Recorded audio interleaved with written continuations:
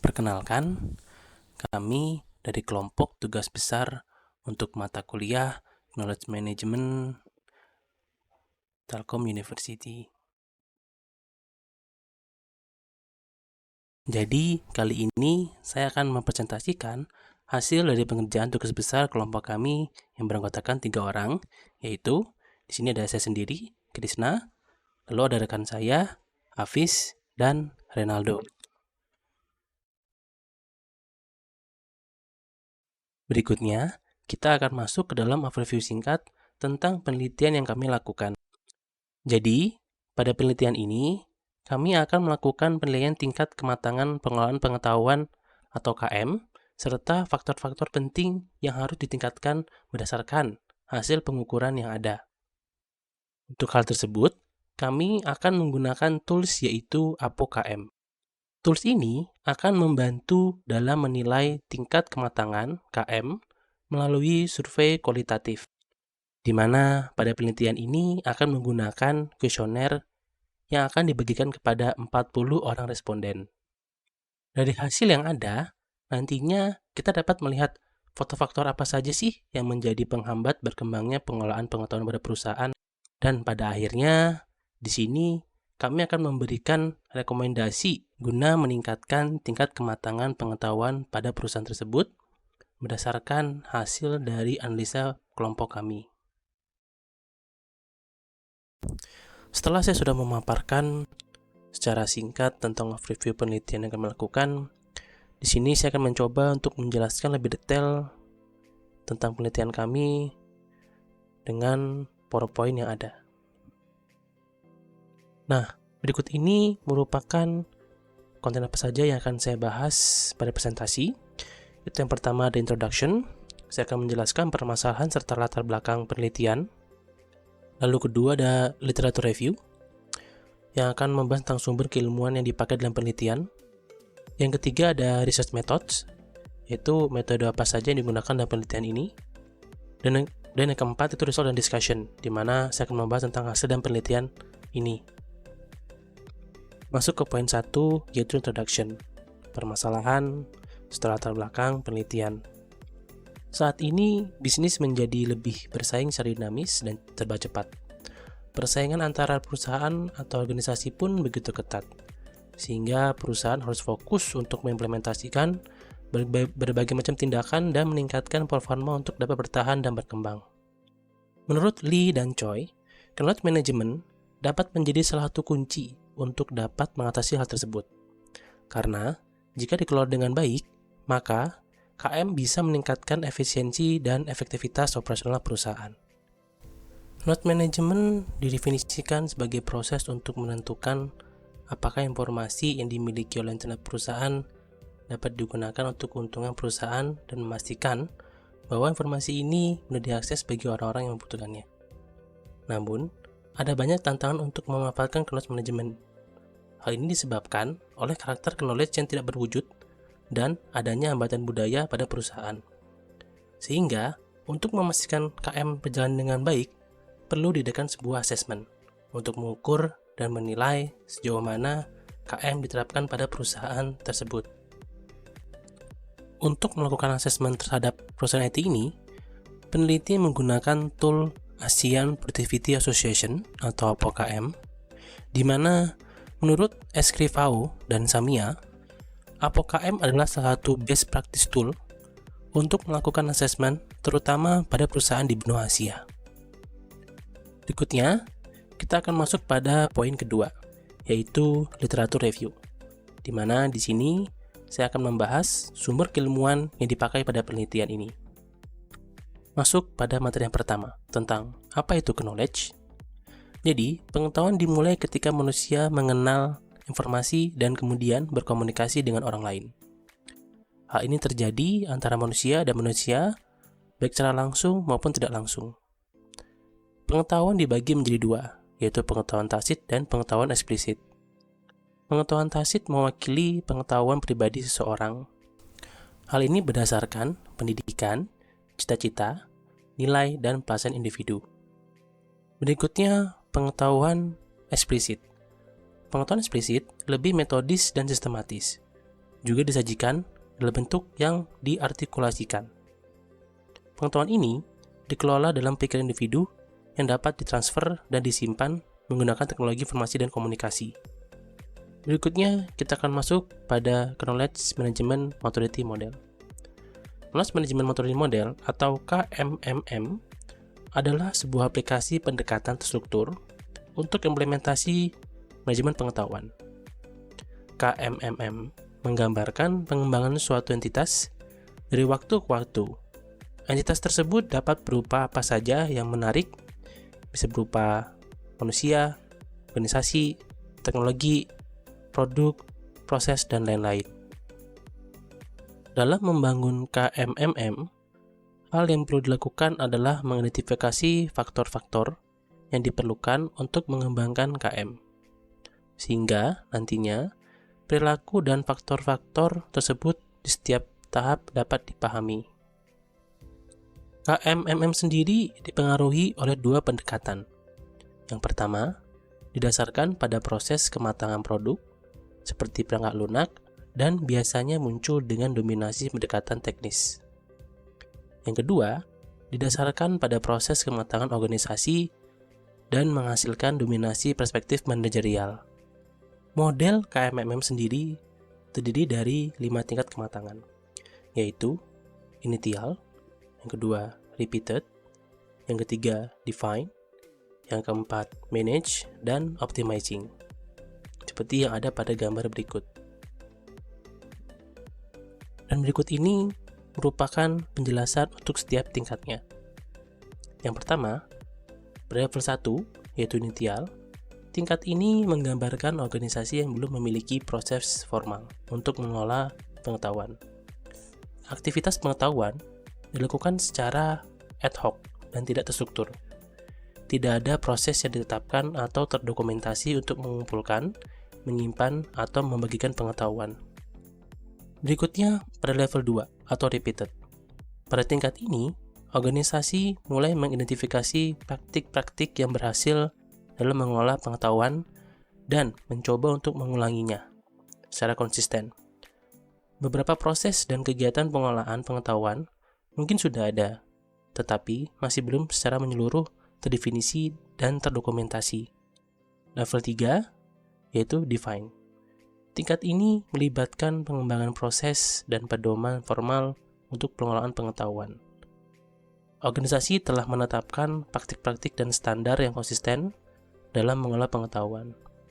Proses pengumpulan, penyimpanan, dan penyebaran pengetahuan telah ditetapkan secara jelas dan didokumentasikan.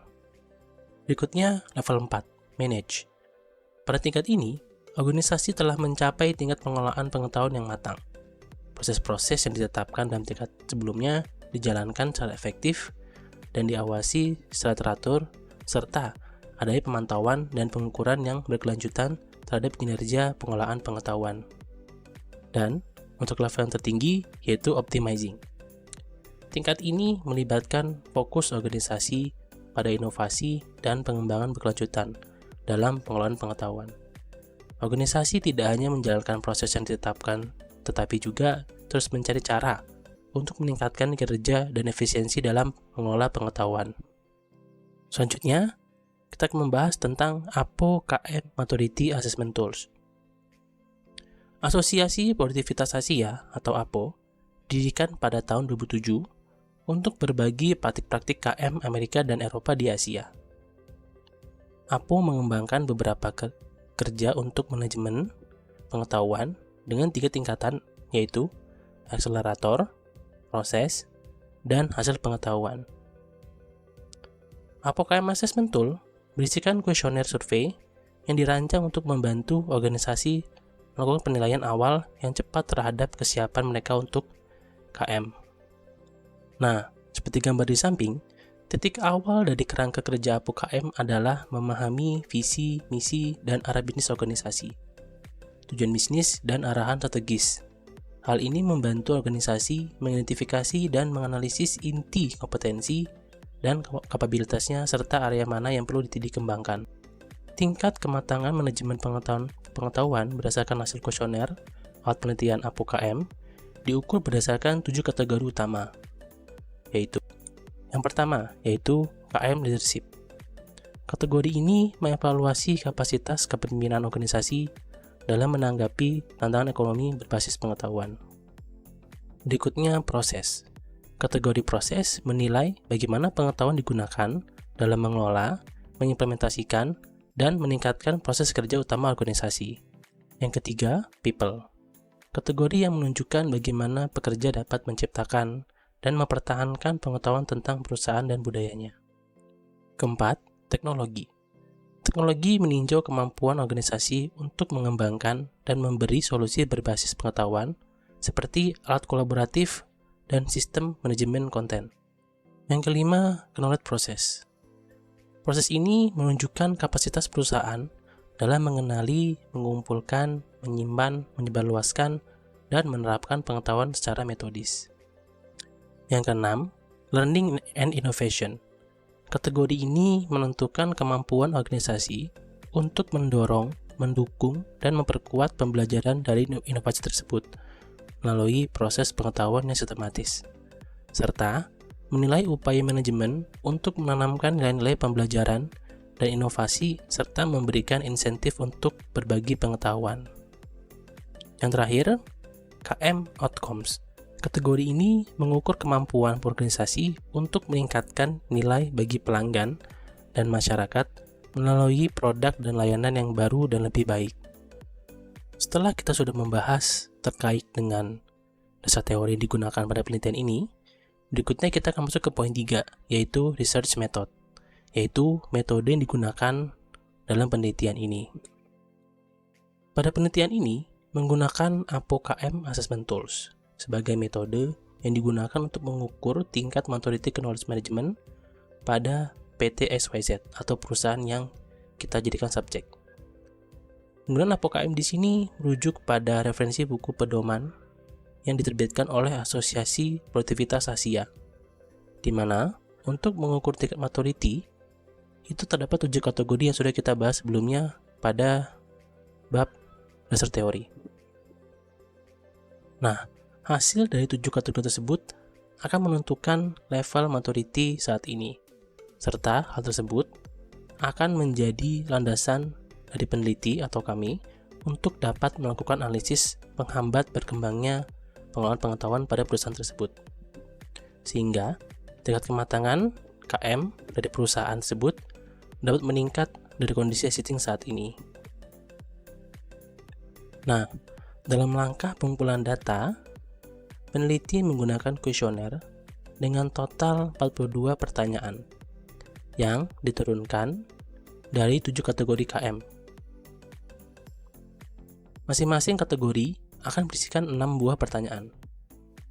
Dan dengan menggunakan skala Likert, di mana setiap pertanyaan akan dihitung dari skala 1 untuk kinerja sangat buruk dan 5 untuk kinerja dengan sangat baik.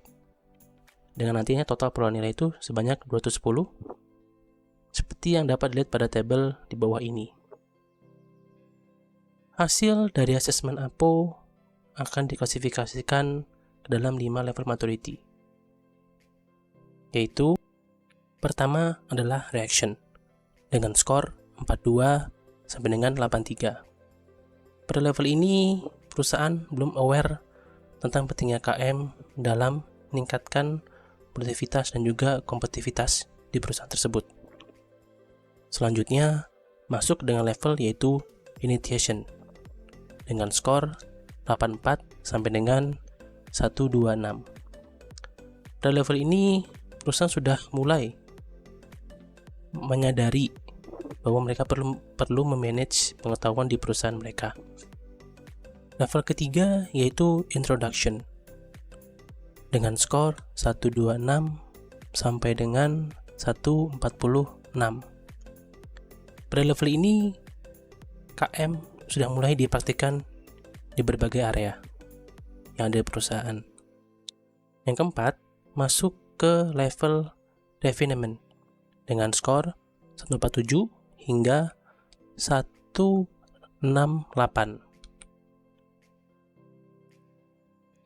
Pada level ini, implementasi KM terus dilakukan, dievaluasi, dan ditingkatkan. Dan yang paling tinggi yaitu pada level maturity dengan skor 189 sampai 210, di mana KM sudah berjalan di setiap aspek dalam lembaga perusahaan dan terus dilakukan evaluasi dan juga peningkatan secara berkala. Nah, seperti yang sudah saya paparkan sebelumnya, hasil dari asesmen maturity APO KM memberikan pemahaman terkait kesiapan KM pada suatu perusahaan. Klasifikasi tersebut didapat dari total skor yang diperoleh dari pertanyaan kuesioner yang dijawab oleh responden yang kita uji. Untuk memudahkan visualisasi hasil dari APO KM, nanti di sini kita akan menampilkan dalam bentuk radar chart seperti pada gambar berikut. Dari gambar ini diketahui bahwa skor maksimum untuk masing-masing kategori ialah 30 yang didapat berdasarkan hasil kuesioner yang sudah kita olah sebelumnya.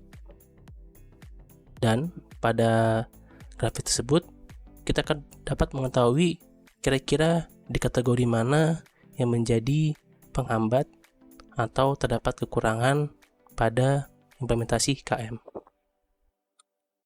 Untuk poin 4 berikutnya, kita akan membahas tentang result and discussion, di mana di sini kita akan membahas hasil dari responden dan juga kuesioner yang telah kita bagikan sebelumnya, serta pengolahan data-datanya.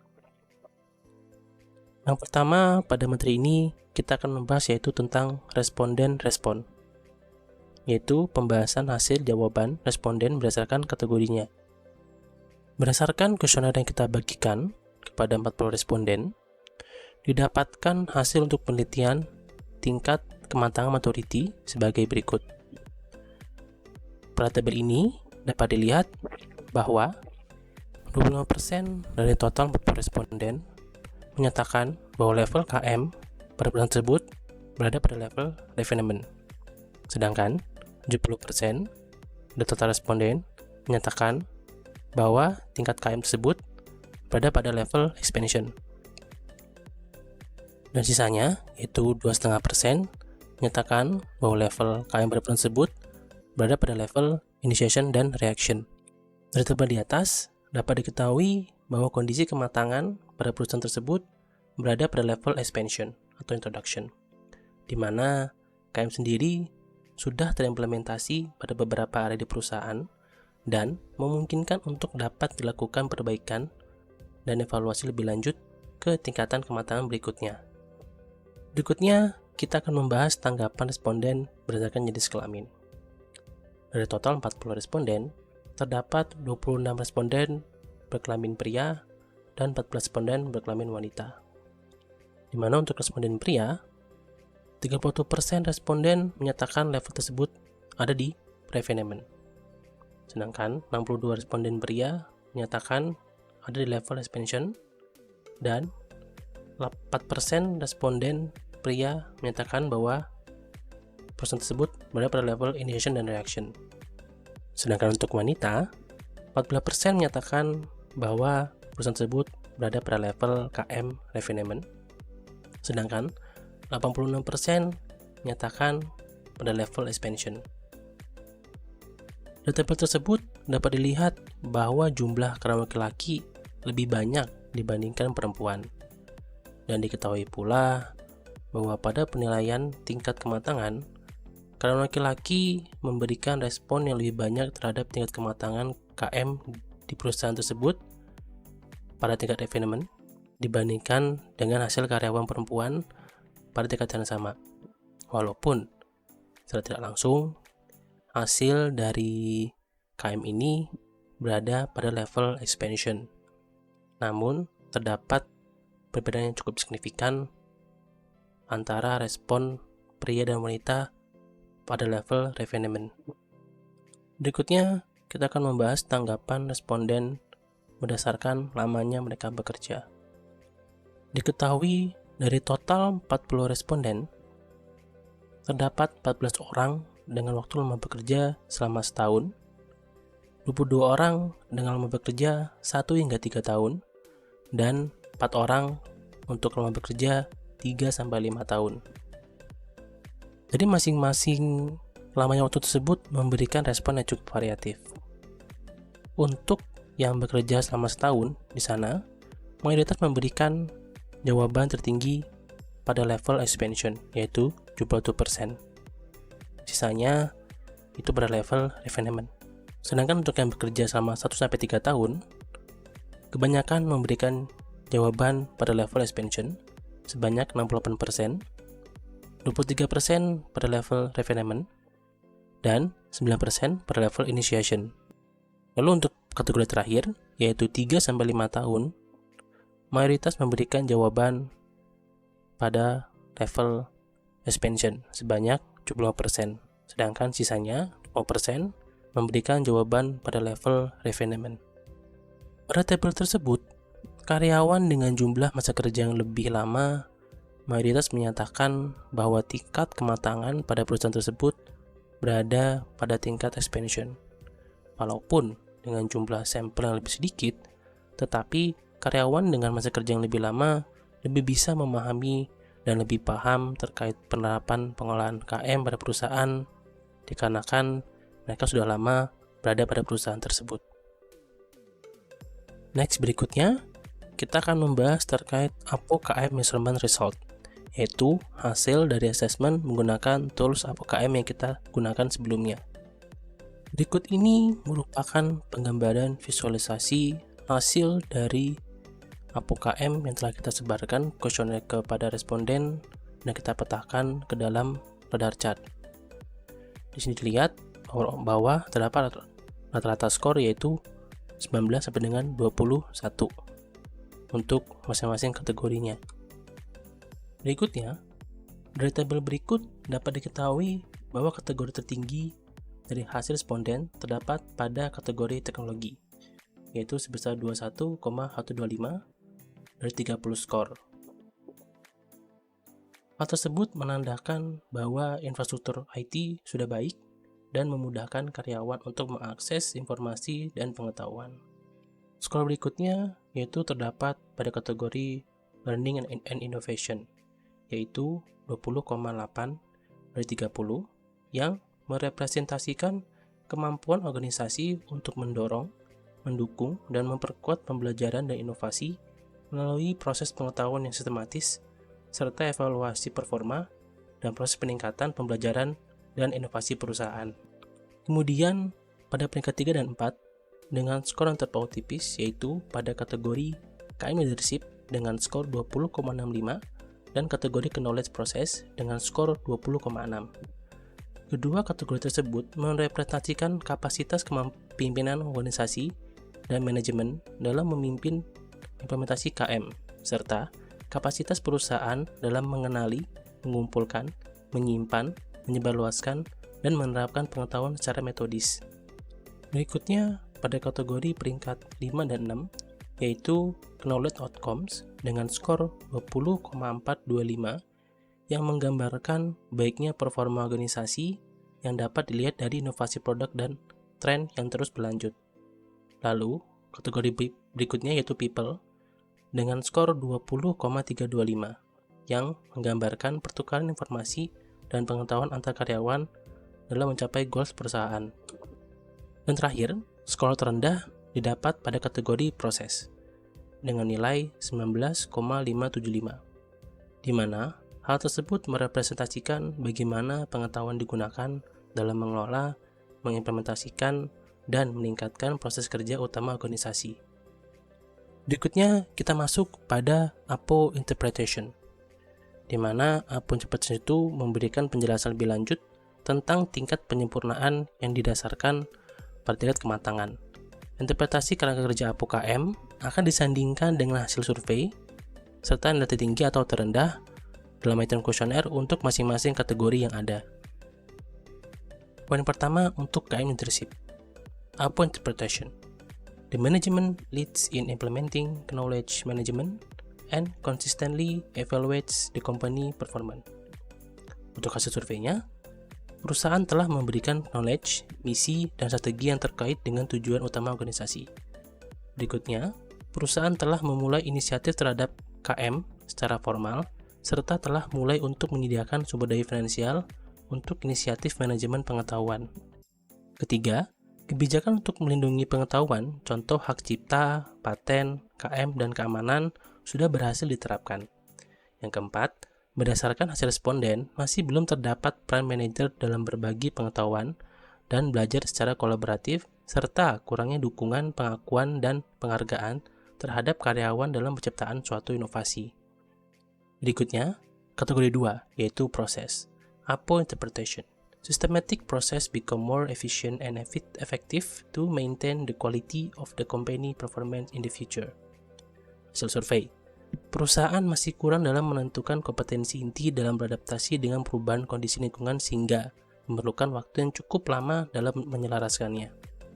Kedua, perancangan sistem kerja dan proses utamanya perusahaan sudah berjalan dengan baik, sehingga tingkat kepuasan pelanggan cukup tinggi dan sudah mencapai keunggulan kinerja. Ketiga, sistem yang dimiliki perusahaan masih belum terorganisir sehingga jika terjadi situasi yang tidak terduga, kegiatan operasional perusahaan menjadi terhambat dan sistem pemulihan juga menjadi terganggu. Dan terakhir, perusahaan sudah rutin dalam mengevaluasi dan memperbaiki proses kerjanya untuk mencapai kinerja yang lebih baik dan mengikuti tren bisnis saat ini. Berikutnya, kategori ketiga yaitu people.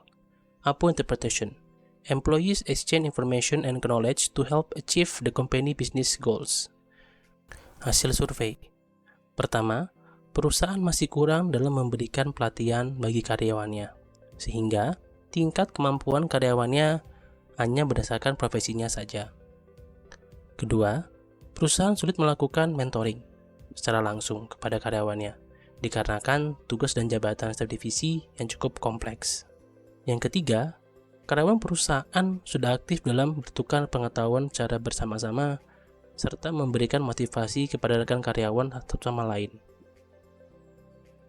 Yang keempat, karyawan sudah baik dalam bekerja sama dalam kelompok atau tim untuk mengatasi masalah yang ada dan memberikan solusi yang terbaik atas masalah tersebut. Berikutnya, poin keempat yaitu teknologi. APO Interpretation. Increasing usage of the IT infrastructure to access information and knowledge to ease employees' work. Hasil survei. Yang pertama, perusahaan telah memiliki infrastruktur TI yang baik, sehingga mendukung strategi manajemen pengetahuan perusahaan. Yang kedua, perusahaan tidak menyediakan komputer kepada karyawan, namun karyawan dapat mengakses infrastruktur TI perusahaan melalui perangkat pribadi. Yang ketiga, informasi yang disediakan perusahaan belum diperbarui, sehingga biasanya karyawan tidak menggunakan jaringan lokal sebagai media utama untuk berkomunikasi dan berbagi informasi. Next, poin berikutnya yaitu knowledge process. APO Interpretation. Knowledge has regularly been processed by identifying, creating, storing, sharing, and applying knowledge in organization for continuous improvement. Hasil survei. Yang pertama, perusahaan belum memiliki proses yang sistematis dan terstandarisasi untuk mengidentifikasi, membuat, menyimpan, berbagi, dan menerapkan pengetahuan. Sehingga, terkadang ada ketika knowledge yang belum tersimpan dengan baik saat karyawan meninggalkan perusahaan. Yang kedua, pengetahuan yang diperoleh perusahaan mulai disimpan dan dokumentasikan dengan baik. Yang ketiga, perusahaan mulai menyebarkan best practice dan hasil pembelajaran serta benchmarking untuk meningkatkan kinerja perusahaan dan mencegah kesalahan yang sama terulang kembali. Yang keenam, learning and innovation. APO Interpretation. A systematic evaluation and improvement process and some organizational learning including innovation are in place to improve key process, efficiency, and effectiveness. Hasil survei. Berdasarkan hasil, perusahaan telah secara konsisten memperkuat nilai-nilai inovasi dan pembelajaran dan sudah berani mengambil risiko apabila terjadi kesalahan yang dilakukan oleh karyawannya, serta mengambil pembelajaran dari masalah tersebut. Yang kedua, tim lintas fungsi belum dapat dengan efektif mengatasi masalah antar unit yang berbeda dalam perusahaan. Yang ketiga, dari hasil, menyatakan bahwa karyawan masih kurang diberdayakan oleh perusahaan, serta ide dan kontribusinya masih belum dihargai dengan baik. Dan yang terakhir, manajemen mulai mencoba tools dan metode dalam membantu pekerjaannya, serta mulai secara aktif memberikan insentif kepada karyawan untuk bekerja sama dalam berbagi informasi. Terakhir, yaitu poin ketujuh terkait knowledge outcomes. APO interpretation. The organization has exhibited good performance result, including some trends sustained over time. Hasil survei. Yang pertama, dari hasil responden, perusahaan masih belum memiliki riwayat histori dalam mengimplementasikan KM dan inisiatif perubahan lainnya, serta masih belum secara rutin melakukan penilaian dari dampak kontribusi dan inisiatif pengetahuan. Yang kedua, improvisasi proses seperti pengurangan waktu, siklus proses, pengamatan biaya, dan SDM belum bisa meningkatkan produktivitas yang secara maksimal. Poin ketiga, perusahaan sudah cukup mampu untuk meningkatkan profit dan hasil peningkatan produktivitas, kualitas, serta kepuasan layanan. Terakhir, pihak perusahaan telah mampu meningkatkan kualitas produk dan layanannya dan hasil penerapan pengetahuan dan mempertahankan pertumbuhannya sebagai hasil dari produktivitas yang lebih tinggi, peningkatan keuntungan, kualitas produk, serta layanan yang lebih baik. Berikutnya yaitu faktor penghambat. Berdasarkan hasil dari interpretasi APO dan hasil survei yang disandingkan, kelompok kami menganalisis dan menentukan faktor-faktor apa saja yang menghambat perkembangan KM pada perusahaan tersebut. Antara lain, yang pertama, perusahaan belum memiliki sistem yang terorganisir untuk menangani KM, sehingga jika terjadi situasi yang tak terduga, kegiatan operasional perusahaan menjadi terhambat dan sistem pemulihan juga bisa terganggu. Yang kedua, proses pembinaan hingga pendampingan karyawannya belum dilaksanakan secara baik. Yang ketiga, belum adanya penghargaan terhadap kontribusi dan inisiatif karyawan terhadap knowledge management pada perusahaan. Yang keempat, pengenalan budaya yang sistematis terhadap para karyawan, terutama karyawan baru, termasuk pengenalan dan pemanfaatan KM belum terlihat. Yang kelima, perusahaan belum memiliki proses yang terstandarisasi untuk mengidentifikasi, membuat, menyimpan, berbagi, serta menerapkan pengetahuan, sehingga terkadang ada critical knowledge yang belum tersimpan dengan baik saat karyawan meninggalkan perusahaan. Terakhir, improvisasi proses seperti pengurangan waktu siklus, pengamatan biaya, penyelesaian permasalahan antar lintas tim belum berhasil diterapkan dengan baik. Berikutnya masuk ke rekomendasi tindakan. Dari faktor-faktor yang menjadi penghambat KM pada perusahaan tersebut, di sini kelompok kami memberikan rekomendasi yang dapat diambil oleh perusahaan untuk dapat meningkatkan kematangan pengolahan pengetahuan pada perusahaan tersebut. Yang pertama, manajemen harus membuat keputusan terkait standarisasi KM pada perusahaan sehingga tercipta sistem KM yang terorganisir. Yang kedua, pengenalan kembali terkait pentingnya KM pada perusahaan terhadap seluruh karyawannya. Yang ketiga, memberikan pendampingan terhadap karyawan baru terkait KM perusahaan. Yang keempat, mulai memberikan reward atau penghargaan kepada kontribusi dan inisiatif karyawan terhadap KM perusahaan. Yang terakhir, menggunakan tools manajemen knowledge seperti Confluence, Tetra, Vital untuk memudahkan akses dari penyebaran KM di dalam perusahaan sehingga pemanfaatan KM dapat dimaksimalkan. Terakhir, kita masuk pada bagian kesimpulan.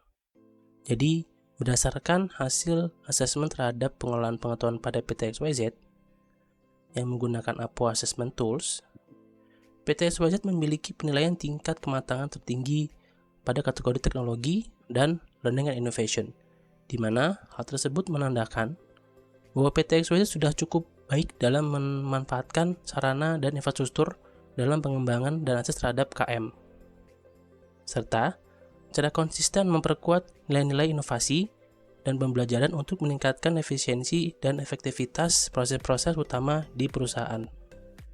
Untuk meningkatkan tingkat kematangan, PT XYZ harus berfokus terhadap hal berikut. Yang pertama, manajemen membuat keputusan terkait standarisasi KM pada perusahaan sehingga tercipta sistem KM yang terorganisir.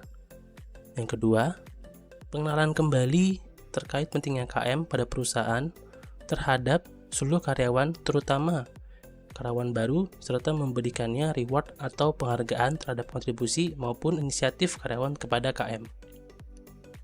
Yang ketiga, menggunakan trust management knowledge untuk memudahkan akses dan penyebaran KM.